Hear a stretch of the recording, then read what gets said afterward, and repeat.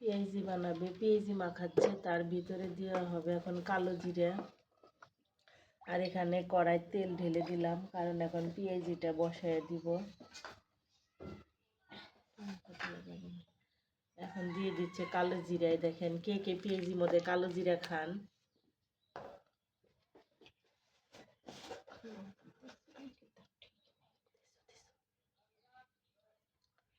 হলুদের গুঁড়া দিয়ে দিল, একটু মরিচের গুঁড়া, কাঁচামরিচ দিছে, তারপরে একটু ঝালের গুঁড়াটা দিলে খেতে অনেক ভালো লাগে। এখন তেলটা তাতিয়ে গেছে, এখন আস্তে আস্তে ছোট ছোট করে পাতলা করে একটা করে বড়া দিয়ে দিবে। রমজান মাসে পেঁয়াজিটা খেতে অনেক অনেক ভালো লাগে। আপনাদের কেমন লাগে হয়তো আমি জানি না, তারপরে আমার তো অনেক মজা খেতে। রমজান মাসে পাতলা পাতলা করে একটা একটা করে বড়া এখন আমি কড়ার ভিতর দিয়ে দিব।